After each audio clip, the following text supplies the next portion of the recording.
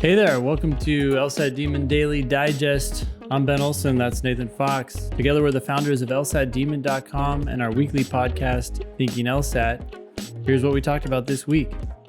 MO says, here's the situation. Ivy URM graduate, high GPA, bombed the LSAT with a 150 something. Great personal and diversity statements, so I'm told. Excellent resume and working full-time since graduating in 2021. Apps already sent early October and got a first admit to a good 25th ranked school. Thinking about doing Demon Prep and sending a new score to any waitlisted school. No, I didn't prep at all. Don't scold. Hoping to get at least waitlisted to a top 14. What are your thoughts? Thanks. That's coming from MO. I think MO has already identified the problem. You bombed the LSAT, which is the most important factor of all the factors here in your application, and you didn't prep.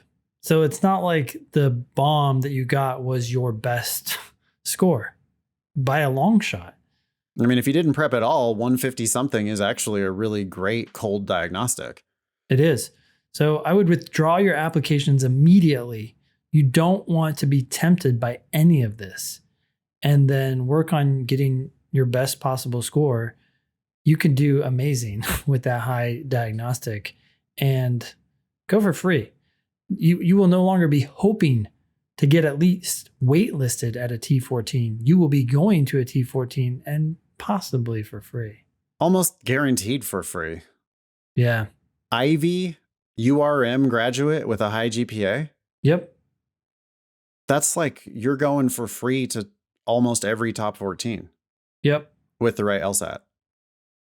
But, you know, you're like trying to force it in there at the last minute without your best LSAT. So I would do what Ben is suggesting. I would withdraw everything and just apply next cycle. You're probably resistant to that. You know, the one thing you have to do for sure is don't apply to law school without your best LSAT. Like it's just insane to apply to law school without your best LSAT. And you've already done that. So, you know, like that's a bad play. But it's Get easily your fixed best too. LSAT and rescue it. Yeah. You can fix it by doing two things: withdrawing your applications so that you don't have any more thoughts or discussions or anything with any of these people. Yeah, I would do that. And then focus on your LSAT. It's going to pay you thousands of dollars. Yeah. Otherwise, you're going to be rushing prep with us. You know, I'm sure we can help you. Probably we can help you a lot. But it'll be easier to help you if you're not trying to rush into, you know, a late test administration. I mean, at this point, I guess you can't take it until January. The registration deadline is December 1st for the January test. So you could be trying to take that January test and send in your scores, you know, update your scores to the schools that haven't yet rejected you or waitlisted. It's bad to get waitlisted. You don't want to get waitlisted. You want to get admitted right away. You don't want to sneak in off the wait list. No. But yeah, so I don't know. I'm not scolding, but I am giving you my advice, which would be to for sure retake the LSAT, like actually prep for it, take the LSAT, get a score that doesn't make your GPA sad. Like you're letting your talent, you're making your talent and your accomplishments sad by representing them with a shitty LSAT score. Yep. And I'm doubling down on this, and I'm adding to that to hit pause right now and go withdraw your apps. I don't want any of that temptation making down the road. Yeah. Yeah. Yeah. Because it's going to be real tempting to be like, well, no, I'm only going to be one and done with the LSAT because I applied this cycle. And, you know, like even if you do spend money, you know, spend time and money and prep and work hard with us, and we could help you a lot. And you move your range, you know, you improve your range by 15 points or whatever in a couple months. And you go in there averaging 170, but then you score a 164, which is still within your range, but not your best, not even close to your best, not even your average. And then some top school offers you their scammership and you Yeah. start thinking about it, and your friends say, or whoever says, do it. You're real lucky to get into that top 14. You're going to turn down a top 14. Oh my God. They offered you money. What are you thinking? Yeah. They offered you money. You're going to insult them by withdrawing. No, you'd be crazy in that circumstance not to take it again and get a 170 something. You could very likely be going to Harvard, Stanford, Yale, or you could be going to Michigan for free. Yep. But you need the 170 to like put a lock on that. And you can get it. A cold diagnostic of 150 something. Yeah, if solid. It's no prep at all. Totally. Thanks, Mo, for writing in. Hope it works out for you. We got an email here from Anonymous. Hi, Ben and Nathan. Should I structure my resume for law school applications, capitalized, differently than I would when applying for a job? If so, what are the main differences I should be aware of? I have worked as a freelance musician and teacher for the last 8 years that I have been out of college, so my professional work experience is very broad. I'm assuming that law schools do not care about every single job I've held, so I was thinking about condensing it down to the most impressive and noticeable work I've done. Do I describe my roles and responsibilities for every job that I list, or should I combine like work into categories and list duties / responsibilities for that category? Let me know what you think. Overall, I wouldn't stress about your resume. I think there's a lot of detail here you're concerned about that ultimately isn't going to matter. The big thing here is that you are applying to an academic institution, so I suspect that they'll want your schools that you've attended and your GPA and any honors you got up top. But that should be short. And then you go into your professional work. And I agree that you should cut out things that aren't as impressive, but I think that's more like cutting out bullet points than cutting out jobs, because any job you've held shows that you work. Yeah. And I don't think, unless you did something weird, just leave it in there. Maybe you just don't have as many bullet points for it. Yeah, and you're going to write your personal statement to highlight, something probably on that resume, so they'll know a lot about one of those things. Yeah. You can show them bullets to teach them a little bit about some of those other things. But I think you just need to realize that the resume is what is it? 1, 2, 3, at least fourth, maybe even lower on how important it is. I think they're scanning it quickly. LSAT, GPA, personal statement. How much time do they really have? Yeah. I don't know that I have that much more to say about that. If there's cool stuff that you did that you think is going to bring some flavor to your application, then absolutely, have it on the resume. But spending a lot of time perfecting your law school resume when you should be studying for the LSAT just doesn't seem like it's a efficient thing to do. That's my only concern. It's November. Do you have your best score on record? If not, don't even worry about any of this. Yeah, exactly. Like you can do all this stuff in a week or two pretty easily, except for the stuff that is out of your hands, letters of recommendation and the transcripts. You have to wait for those to be, someone else has to do it. But personal statement, resume, all the applications, I really do think you can put that stuff off until you're done with the LSAT. Yep. We have an email here from Will. Will says, "Gents, let's talk about the likelihood of full scholarship for an academically challenged veteran."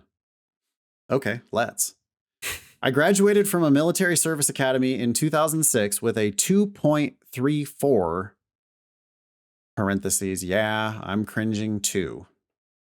I went to the fleet, traveled the world, and wore the uniform through 2018. During that time, I learned a lot about myself and completed a master's with a 3.9, parentheses, doesn't count for calculations, but evidences improvement, and I like saying it.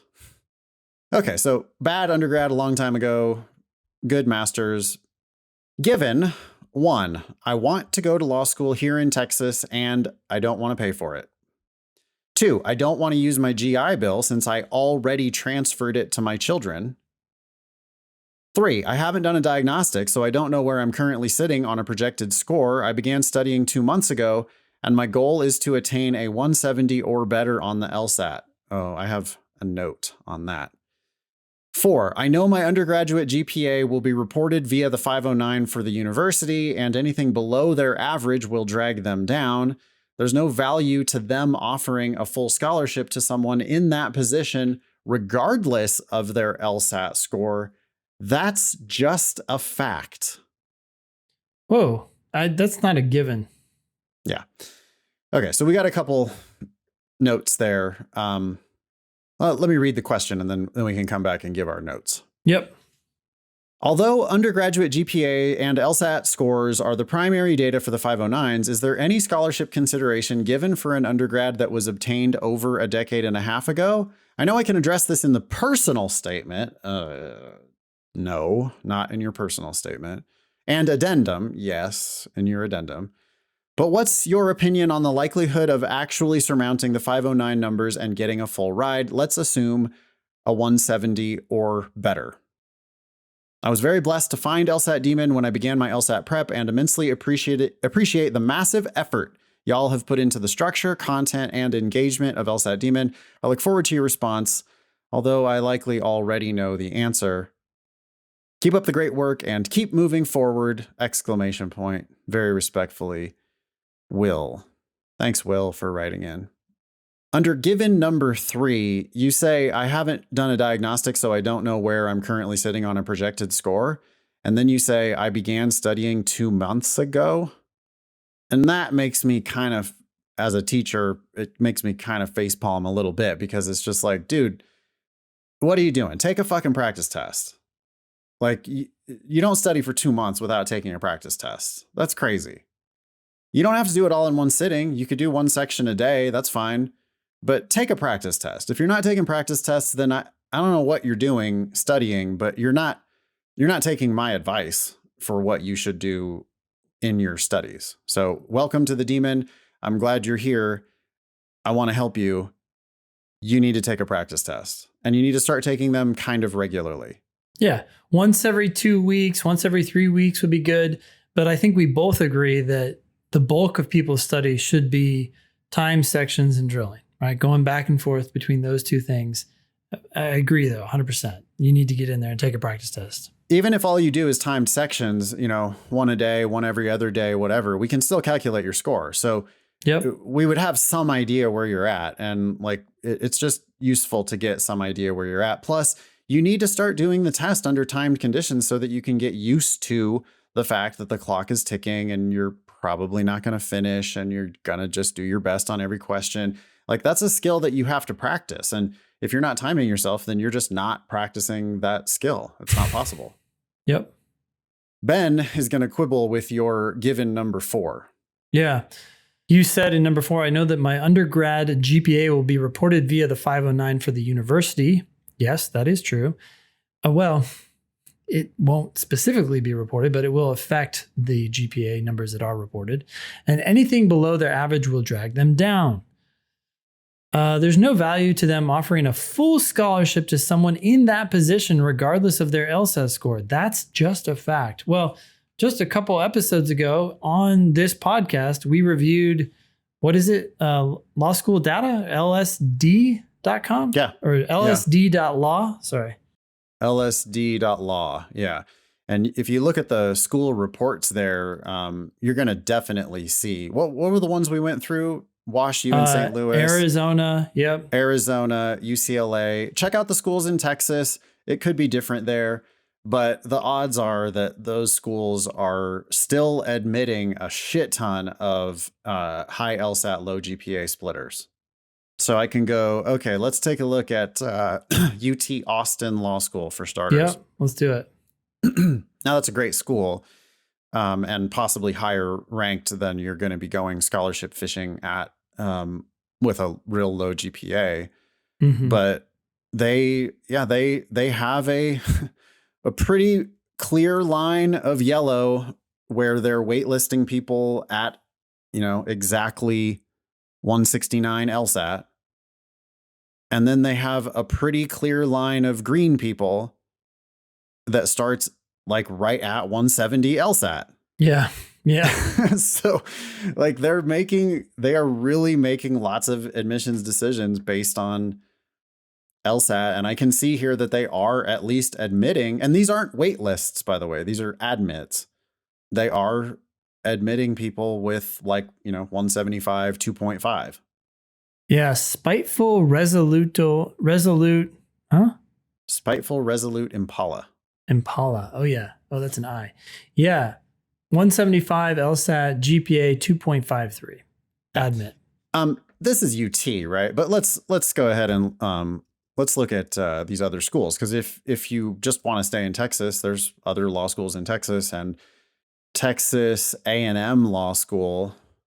Yeah, they're admitting lots of low GPA folks. I mean, I can see a half dozen people who have below a 3.0 who did not get waitlisted, who got admitted.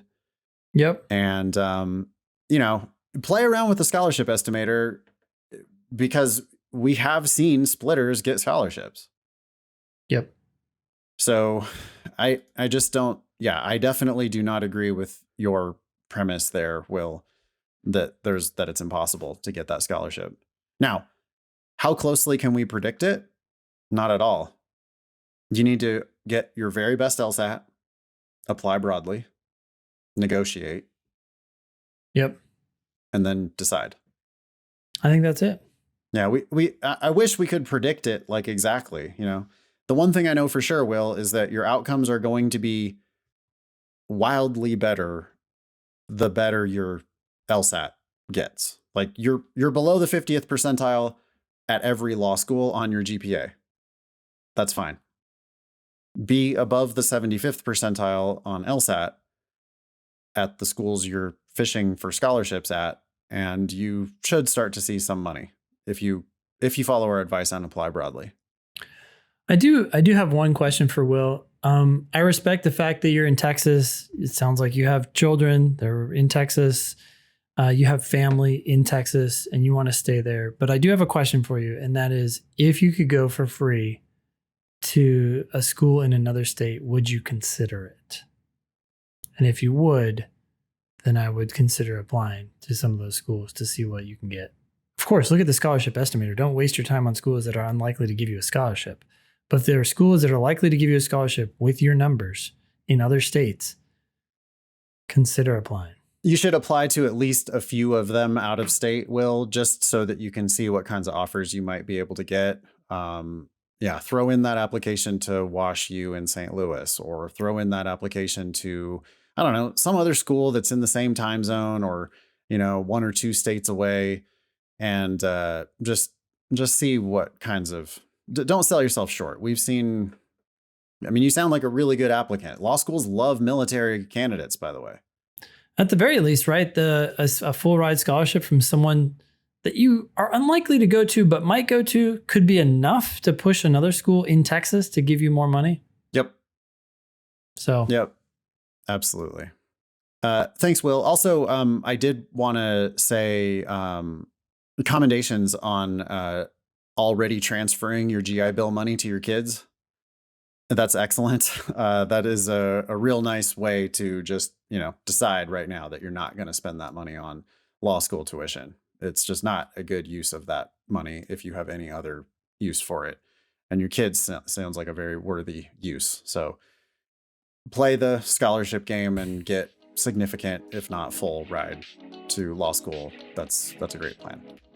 We got an email here from Jacob.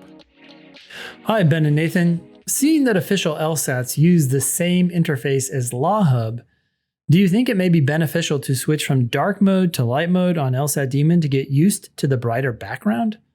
I prefer the dark mode a lot more, but I don't know if reading white texts with black backgrounds will mess with my reading on the real test, where I'll read black texts on white background. I've done a few tests and sections on LawHub for this reason, and I don't think it made a drastic difference. But if you think it is better to just switch to light mode altogether, I'll do it. Thanks, Jacob. I actually think in LawHub we can avoid this whole issue because you can actually do dark mode, from what I understand or remember. Oh, really? Yeah. And is that true on the official test? Does the official test have dark I mode? would be shocked if you can do it it was an accessibility thing. So yeah, I, that's why I think it's in there. Okay, Jacob. So maybe play around on LawHub and see under accessibility if there actually is a dark mode on the official test. But whether there is or is not, I think you're giving the test too much power here. I mean, I understand and I respect that you are worried about any differences between your official test and your practice test. I get it, but like dark mode white text or black background white text versus black text white background, who gives a shit? Like you're not. I don't think you're even going to notice it if you're properly tuned into the content of the test. You know, like if you dropped the LSAT in front of my face and said, "Hey, it's on," like times 35 minutes has started, do it. I don't think even notice whether it was dark mode or white mode. I would start reading the first sentence. Yeah. And so I think, this is the kind of question that indicates that you're maybe potentially lacking a little bit of swagger in relation to the test. Sometimes people are like, but how do you get that swagger? Well, act like shit like that just doesn't matter, because it doesn't matter. You can make up your mind that things of that nature can't possibly change your performance. Your performance is going to be related to how well you understand the content. And unless you've got like some visual impairment or something, I can't imagine that kind of a thing is enough to be really significant to your performance. Do you agree, Ben, or am I totally wrong about that? No, I agree, but to the extent it bothers you, just practice in light mode and then go back and forth so that you can get comfortable with ignoring that, right? People are bothered by the timer when they first start. They need to get over that. If you're being bothered by the brightness, okay, practice both, get over it. But it may take some practice. Fair enough. I did look in LawHub, by the way, and I don't see these accessibility features. I think what I'm remembering is when the test was on a tablet back in the day. Remember we went in person, but we were on the Microsoft tablet. I did not. Yeah. But yeah. Oh, I did that. And it was accessible. You had this accessibility option, which made everything in dark mode. Yeah. So I guess maybe not. Not since they moved it online. Yeah. I wonder if it's a whole new software and everything. Probably is. I think it is. It doesn't look the same as far as I remember. Huh. All right, Jacob, good luck. I think that this is real small potatoes compared to all, just improvement on the LSAT comes from really just understanding what it's asking you. And so it's great that you're ticking off all the boxes here, but I can't imagine that this is the type of thing that really is worthy of very much of your attention. We've got an email here from Taylor. Hey guys, I could possibly attain my semi-dream job working as a terrain park manager for a local ski hill this winter. Cool. Okay, great. Good luck. This position is full-time and might conflict with my undergrad schedule. I'm thinking of only taking 2 to 3 classes to allow myself to work at this job. Will law schools view this negatively? I have a 3.83 UGPA currently, and I'm dead set on receiving A's for the remainder of my undergrad career. I just don't know if law schools would judge me for taking a lower course load for a couple semesters. Is this even an issue if I'm not getting all A's? I'm sorry, if I'm getting all A's? I don't think it matters. Nope, not going to matter one bit.